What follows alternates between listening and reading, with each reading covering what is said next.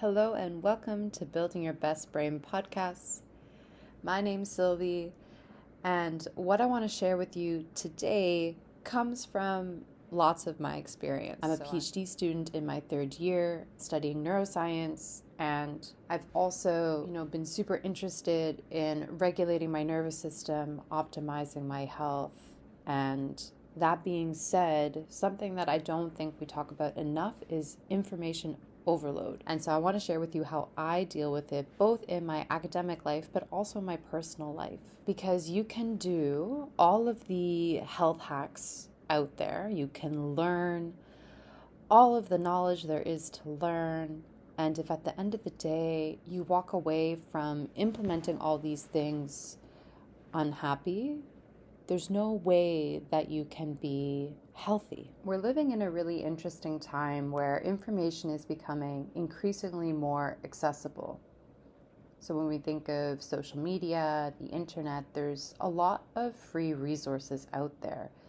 So you don't need to have a formal education to consume these resources. And I might add, you don't need a formal education to deliver these resources.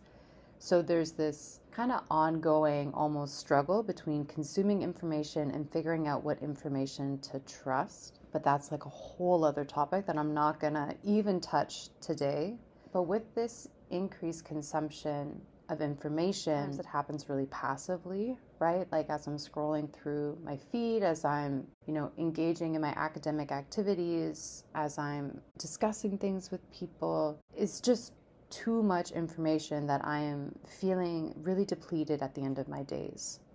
Or another way that I experience this overwhelm is when I'm actively looking to maybe fix something in particular. So maybe there's something about my physical body, maybe there's something about my mental health that I'm actively looking out into the world to find a hack to fix it. When I'm in that kind of state, it's almost like a feed-forward mechanism. And this is what I want to kind of share with this information overload that I'd like for us to be conscientious about. Because when we are actively looking outside to fix something and we're trying the hacks, and then we're not sure if the hacks are working, so we look for other hacks, and then we just keep adding and adding, we're in a stressful place. We're looking for outside things to make ourselves feel okay. And when I say ourselves, I'm talking from personal experience. So when I'm in this state, I'm not in an optimal place to even receive this information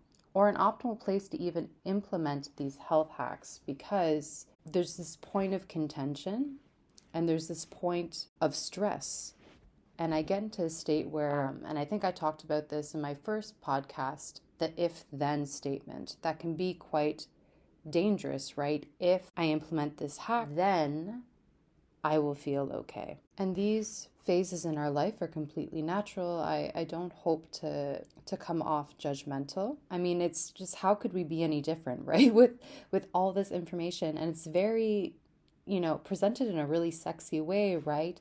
Do this, you'll achieve this. Do this, you'll achieve this. And so it's a bit of a double-edged sword. And the way that I like to treat these health hacks is first coming from a place where I ultimately trust my body. I trust that I don't need to do anything terribly complicated to achieve the health that I desire. And I also appreciate. And so when I get into this if-then statement, when it comes to health hacks and information, there are three things that I try to implement or remind myself about. The first thing that I try to remind myself is to appreciate what I already have. Sometimes when I get into the if-then statement, I can get really sticky or unhappy with the position I'm at, but there's a lot to appreciate when you take the time to look at all the good things that your body is doing for you. So number one is I appreciate where I am at this moment. Knowing that if I'm in this moment forever, that I'm going to be okay. Number two is to trust in my body's ability to heal. And this helps me when I start implementing, maybe too many hacks, or basically when the information is so much that is feeling complicated, and stressful and tedious, is when I remember that my body is beautifully built. It is orchestrated in a way where I don't have to think too hard about what I'm doing in order for it to heal. And 3 is to treat these hacks like an experiment. And so one of the key points about doing really good science is to do your best to isolate one variable at a time. So in this example would be doing one hack at a time, and to gather a sufficient amount of data, allowing yourself to have enough time for these hacks to potentially take effect. And really, our health is one big experiment, but if we don't give ourselves enough time, if we implement too many hacks at once, it's really hard to tease apart what's going on. And it's also adds this level of stress, which is a co-founding variable to all these other variables that you're implementing. One of the best things that I've done to my physical health, to my mental health, whenever there's something that's sticky, is honestly taking a step back and making things as simple as possible. Doing one variable at a time. And a trick that I've been doing now that has brought me a lot of peace is surrendering and asking my body what it needs. So if there's a particular area that I'm not thrilled about, I'll be like, okay, cool. So body, let me know how I can best serve this area. And then I let it go to the best of my ability, of course.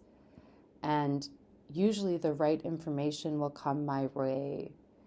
Or just getting off the topic altogether, my body will naturally take care of it because I'm not focusing on it all the time. I'm not stressing about it all the time. I'm focusing on things that feel good to do, feel good to have done.